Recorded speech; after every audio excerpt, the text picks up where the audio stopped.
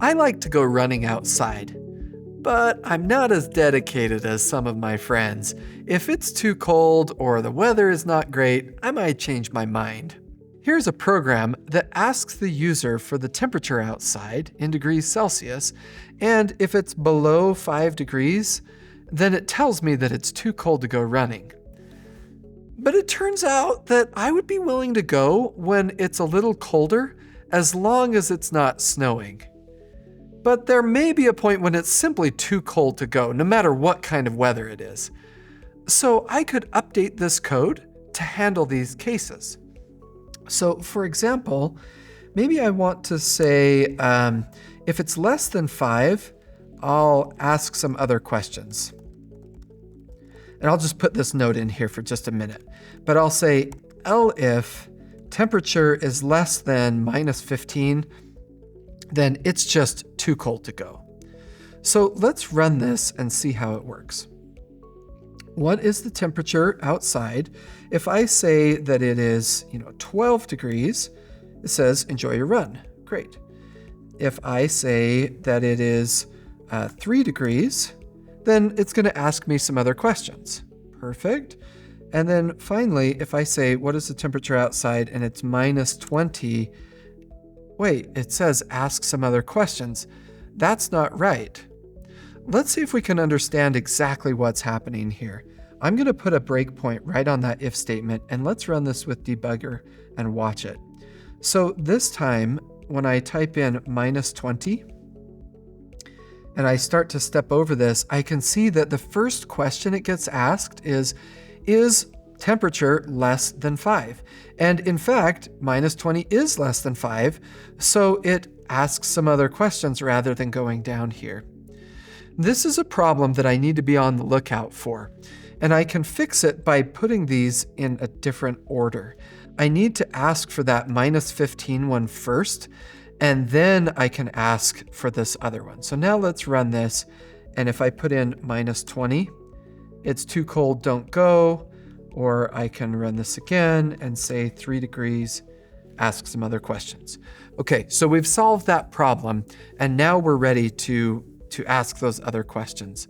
I do this by putting code right in here. When we put code, like another if statement, inside of a different one, we call that a nested if statement. So I can add this in here, and I'll ask them another question. And I'll say, for example, what is the weather like? And maybe I'll give them some options: snow, rain, sunny. And now I'll put this nested if statement in here, and I'll say, if the weather is snow, then I can print something here like, better stay inside. Or I can say, if the weather is rain, then I'll print, maybe I can go in this case, but I need to bring my rain gear. So go ahead and run, but bring rain gear. Let's see, what else do we have here? If the weather is sunny, well, that sounds like as long as I dress warm, I should be okay. So I can say, dress warm and enjoy. And then if I want, I could add another an else here to catch everything else and handle anything else they might have typed that I'm not sure what to do. So what would be a good response for this? Well, perhaps I can just say something like, this is where I might say, I don't understand that, or I didn't quite get that, or something like that. And in that case, perhaps the program should do something different, but at this point, we'll just print that message back to them. So now let's run this. And in fact, let's go ahead and we'll run this with the debugger and see exactly what happens. So I'll put a breakpoint up here and we'll start the debugger and we'll watch this. So what is the temperature outside? Let's say that it's 3 degrees. As I step over, I can see that I come into the body of this outer if statement. And now it's going to run all of this code. So I step over and it says, what is the weather like? And in this case, I'll type rain. Now it continues to run. And I skip over the snow one and I run the rain condition. And sure enough, it says, go ahead and run, but bring some rain gear. And then it doesn't worry about these. Let's run that with debugger one more time. And this time, I'll say, what is the temperature outside? Let's say 3 degrees.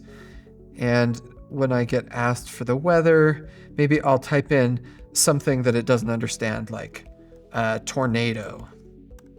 Well, in that case, it's going to check each of these conditions and finally come to my else and say, I don't understand that response. Now, as you look at these nested if statements, it's really important to observe the indentation. That's how it knows, because this is indented at the same level as this if statement, that's how it knows that these two are connected.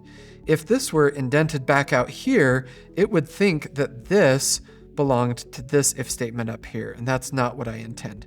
So as long as I indent them appropriately, that will all work.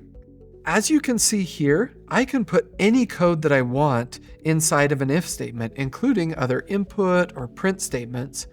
And in fact, I could put other things inside these nested if statements, including other if statements. That can help you solve more complicated problems. But if you get more than about 2 to 3 levels deep, the program can start to look really complicated. There are other tools that you'll learn about, like functions, that can help you keep your programs more readable in those cases. But for the other cases, these nested if statements can really do a nice job to help you create these kinds of programs.